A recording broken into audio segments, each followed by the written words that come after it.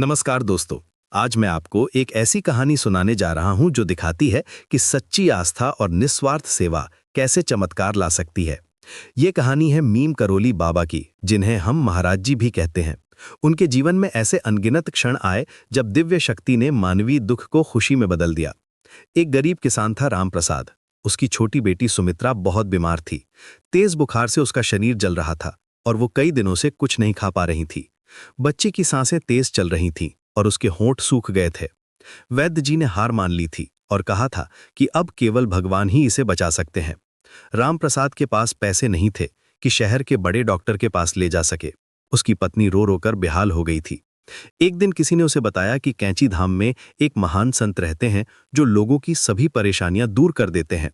राम प्रसाद ने अपनी बेटी को गोद में उठाया और पैदल ही निकल पड़ा। रास्ता लंबा था, धूप तेज थी, पैर में छाले पड़ गए, लेकिन बेटी के लिए बाप का प्यार उसे आगे बढ़ाता रहा। वो रुक रुक कर बच्ची को पानी पिलाता और उसका माथा सहलाता। जब वो बाबा के सामने पहुंचा तो उसकी आंखों से आंसू बह रहे थे। उसकी आवाज कांप रही थी। उसने कहा, बाबा जी, मेरी बेटी मर रही है। आप ही इसे बचा सकते हैं।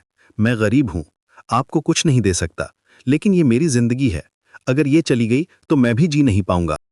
नीम करोली बाबा ने उस बच्ची को देखा। उनकी आंखों में अपार करुणा थी। वे कुछ देर मौन रहे, जैसे किसी गहरी शक्ति से जुड़ रहे हों। उनके चेहरे पर एक अजीब सा तेज आया। फिर उन्होंने अपना हाथ बच्ची के माथे पर रखा और आंखें बंद कर लीं। उस क्षण लगा जैसे पूरा वातावरण शांत हो गया हो। कुछ मिनट बाद बाबा ने आंखें खोली और मुस्कुराते हुए कहा, चिंता मत करो, तुम्हारी बेटी ठीक हो जाएगी। भगवान राम का नाम लेते रहो, तुम्हारी आस्था ने चमत्कार कर दिया है। उन्होंने अपनी झोली से थोड़ा सा प्रसाद निकाला और बच्ची के मुंह में डाला। अचानक एक चमत्कार हुआ।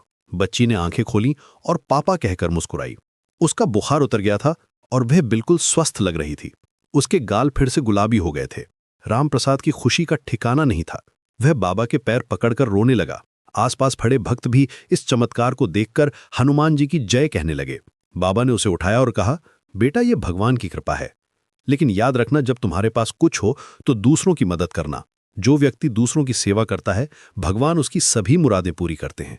तुम्हारी बेटी इसलिए बची है क्योंकि तुम्हारे दिल में सच्चा प्रेम है। राम प्रसाद ने वादा किया कि वह हमेशा जरूरतमंदों की मदद करेगा।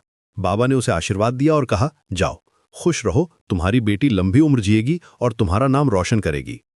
ये केवल एक चमत्कार नहीं था। नीम करोली बाबा के जीवन में ऐसे अनगिनत चमत्कार हुए हैं। एक बार उन्होंने पानी को घी में बदल दिया था। हुआ यूं कि नैनीताल के पास मनोरा हिल पर हनुमानगढ़ी मंदिर बनाते समय एक बड़े भंडारे का आयोजन था। एक भक्त के घर में घी खत्म हो गया था और सैकड़ों मेहमान आने वाले थे। रसोइयों ने परेशान होकर बाबा से कहा। बाबा ने कहा कि चिंता मत करो। उन्होंने पानी के बर्तनों को भंडार गृह में रखवा दिया। जब रसोइये वापस गए तो देखा कि वो शुद्ध घी बन गया था। उस दिन हजारों लोग